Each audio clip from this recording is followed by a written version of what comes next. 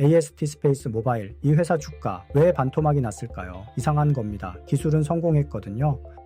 아무것도 개조하지 않은 우리가 그냥 쓰는 스마트폰이 기지국 없이 위성이랑 직접 통화하는 데 성공했습니다. 속도가 초당 98.9메가비트, 바다 한가운데서 유튜브 고화질이 돌아가는 수준입니다. 그런데 주가는 7월 17일 종가 기준으로 최근 1년 고점 대비 마이너스 57%입니다. 기술은 됐는데 주가는 반토막. 이 간극이 도대체 어디서 생긴 건지 오늘 숫자로만 따라가 보겠습니다. 본론 들어가기 전에 하나만 분명히 하고 가겠습니다. 이 영상은 특정 종목의 매수나 매도를 권유하지 않습니다. 목표 주가도 제시하지 않습니다. 공시된 자료와 회사 발표를 정리해서 보여드리는 정보 전달 목적입니다. 투자 판단과 그 결과는 전적으로 본인 책임입니다. 오늘 딱 3가지만 보겠습니다. 첫째, 이 기술이 왜 그렇게 어려운가? 둘째, 지금 어디까지 와 있는가? 셋째, 재무 6개 축에서 이 회사가 어디쯤 서 있는가? 이 3개만 잡으시면 이 회사가 보입니다. 자, 첫 번째입니다. 지금 여러분 폰 신호 몇 칸 떠 있죠? 너무 당연하게 느껴지실 겁니다. 그런데 지구 전체로 보면 얘기가 완전히 달라집니다. 육지의 상당 부분 그리고 바다의 대부분에는 기지국이 아예 없어요. 신호가 안 잡히는 게 정상인 땅이 훨씬 넓습니다. 그럼 위성전화 쓰면 되지 않냐? 그렇죠. 그런데 그건 전용 단말기가 필요했습니다. 안테나 굵게 튀어나온 그 전화기요, AST가 하려는 건 완전히 다릅니다. 여러분 주머니에 있는 바로 그 폰이 아무것도 안 바꾼 채로 위성이랑 통신하게 만드는 겁니다. 원리 자체는 의외로 간단합니다. 위성을 우주에 떠 있는 기지국으로 만드는 거예요. 통신사가 이미 쓰고 있는 지상 주파수를 위성에서 그대로 재사용하는 겁니다. 미국 규제 용어로는 우주 보안 커버리지 SCS라고 부릅니다. 그런데 여기서 물리적인 벽이 하나 나옵니다. 이게 핵심이에요. 스마트폰이 내보내는 신호, 이게 굉장히 약합니다. 수백 킬로미터 위에 있는 위성이 그 미약한 신호를 잡아내려면 어떻게 해야 되겠습니까? 위성 쪽 안테나가 물리적으로 아주 커야 됩니다. 안테나 면적이 곧 감도고 곧 용량이에요. 그래서 이 회사 위성은 이상할 정도로 큽니다. 2022년에 올린 시험 위성 블루워커 3, 안테나가 약 64제곱미터입니다. 아파트 한 채가 우주에 펼쳐져 있다고 보시면 됩니다. 그리고 지금 주력인 블록2 블루버드는 약 223제곱미터예요. 테니스 코트 한 면입니다. 회사는 이게 상업용 저궤도 통신 배열 중에 최대 규모라고 밝히고 있습니다. 자, 진짜 어려운 건 여기부터입니다. 이 거대한 판을 접어서 로켓에 실어야 됩니다. 그리고 궤도에 도착해서 펼쳐야 해요. 펼치다 실패하면 어떻게 될까요? 위성 한 기가 통째로 날아갑니다. 게다가 이 위성은 초속 7.5km로 움직이고 있어요. 그 와중에 생기는 신호 지연과 왜곡을 위성이 전부 알아서 보정해야 합니다. 여러분, 폰은 아무것도 모른 채 평소처럼 동작해야 하니까요. 이게 왜 중요하냐? 경쟁 구도가 바로 여기서 갈리기 때문입니다. 스타링크의 다이렉트 투 셀은 작은 안테나를 단 위성을 아주 많이 뿌리는 방식이에요. AST는 정반대입니다. 거대한 위성을 소수만 올립니다. 위성 한 기당 성능은 자기들이 앞선다고 회사는 주장합니다. 다만 이 배수는 회사 측 수치고 독립적으로 검증된 값은 아닙니다. 이건 짚고 가야죠. 그럼 지금 어디까지 왔을까요? 결론부터 말씀드리면 궤도에 올라가 있는 위성은 현재 10기입니다. 이 숫자 기억해 두세요. 뒤에서 다시 나옵니다. 순서대로 보겠습니다. 2022년 9월 시험위성 블루워커 3 올라갔고요. 2024년 9월에는 펠컨 9으로 블록1 위성 5기를 한 번에 올렸습니다. 2025년 12월에는 인도 우주국 LVM-3 로켓으로 블록2 첫 기체를 올렸는데 무게가 6.1톤이었어요. 그 로켓이 실어본 것 중에 제일 무거운 화물이었습니다. 그리고 2026년 4월 여기서 사고가 납니다. 블루오리진의 뉴글렌으로 7번째 위성을 올렸는데 2단 엔진 추력이 부족했어요. 목표보다 낮은 궤도에 들어갔고 자력으로 회복을 못해서 그대로 소각폐기 됐습니다. 위성 한 기를 통째로 잃은 겁니다. 다행히 2달 뒤인 6월 펠컨 9으로 3기를 한 번에 성공적으로 올렸습니다. 그래서 지금 10기예요. 기술 실증 성과는 확실합니다. 2023년 4월 개조 안 한 갤럭시 S22와 아이폰으로 위성 경유 첫 음성 통화에 성공했고요. 같은 해 9월에는 하와이와 스페인 사이에서 위성 경유 5G 통화를 했습니다. 그리고 2026년 공해상에서 일반 스마트폰으로 초당 98.9메가비트를 찍었습니다. 이건 진짜 대단한 겁니다.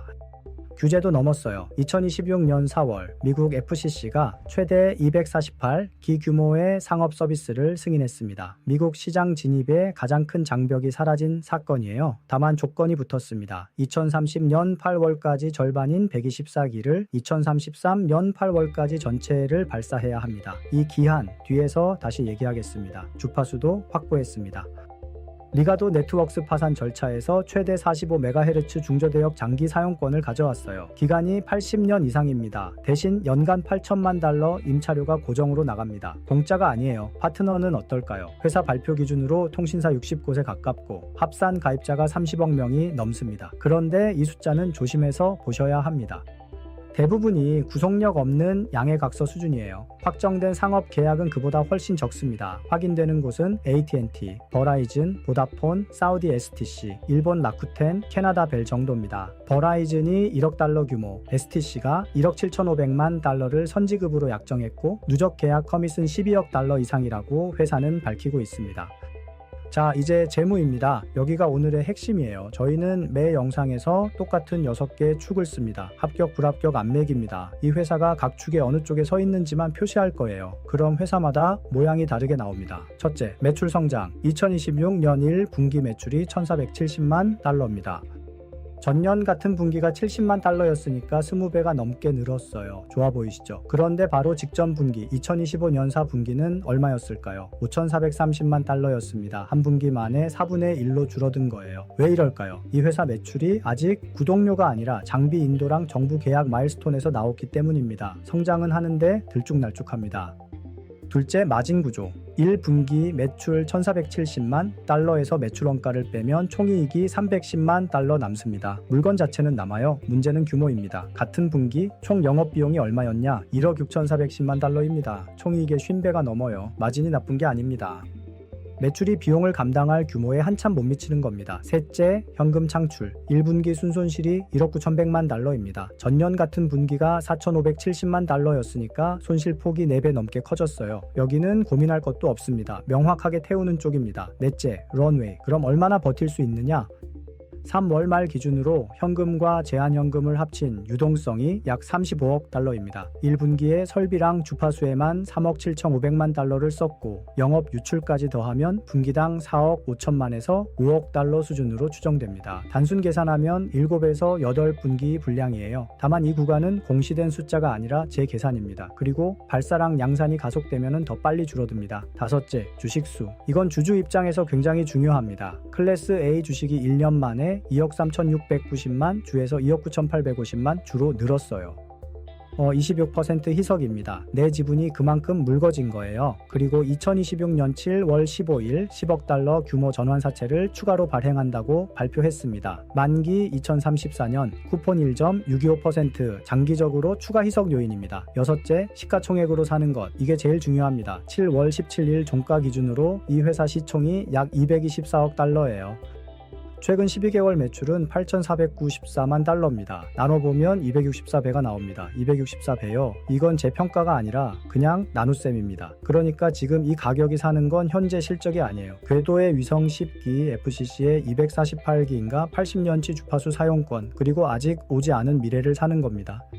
자, 이제 반대편을 보겠습니다. 좋은 얘기만 하면 그건 브리핑이 아니라 광고죠. 가장 뚜렷한 문제는 일정입니다. 원래 계획이 뭐였냐면 2026년 말까지 45기에서 60기였어요. 그런데 5월에 약 45기로 낮췄습니다. 그리고 7월 15일 그 45기 목표마저 2027년 초로 미뤘습니다.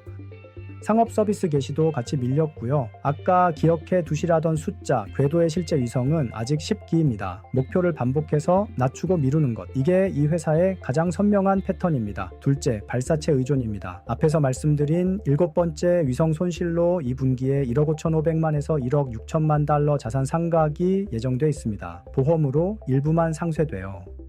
게다가 6월 말에 뉴글랜 지상 시험 중에 상단이 폭발하면서 회사는 급하게 펠컨 9으로 갈아탔습니다. 이게 무슨 뜻일까요? 경쟁사인 스페이스X의 로켓에 의존해야 하는 구조라는 겁니다. 셋째, 경쟁입니다. 스타링크 다이렉트 투 셀은 이미 650기 이상이 궤도에 있고 22개국에서 상용 서비스 중입니다. 월 $10짜리 부가 서비스로 팔리고 있어요.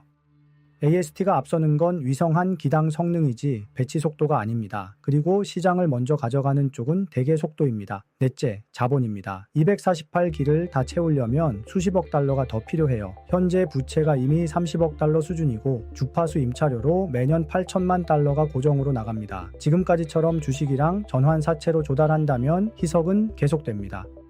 자, 정리하겠습니다. 이 회사는 기술을 증명했습니다. 일반 스마트폰으로 위성통화가 되고 초당 98.9메가비트가 나왔고 FCC가 248기를 승인했습니다. 여기까지는 명백한 사실입니다. 그런데 동시에 궤도의 위성은 10기고 목표는 2번 밀렸고 분기마다 1억 9천만 달러를 태우고 있고 주식은 1년에 26% 늘었습니다. 이것도 똑같이 사실입니다. 6개 축에서 이 회사는 왼쪽에 몰려 있습니다. 돈을 태우면서 미래를 사는 유형이에요. 그 미래가 오느냐 아니면 오기 전에 현금이 먼저 마르느냐, 이건 앞으로의 발사와 다음 분기 실적이 답할 겁니다. 다시 한번 말씀드리지만 이 영상은 매수나 매도 권유가 아닙니다. 판단은 여러분 몫입니다. 여러분은 이 6축 중에 어디를 제일 무겁게 보시나요? 댓글로 알려주시면 다음 편에 반영하겠습니다. 다음 편에서는 다른 종목을 똑같은 6축으로 해부해 보겠습니다. 비교해서 보시면 훨씬 선명해질 거예요. 구독해 두시면 놓치지 않으실 겁니다.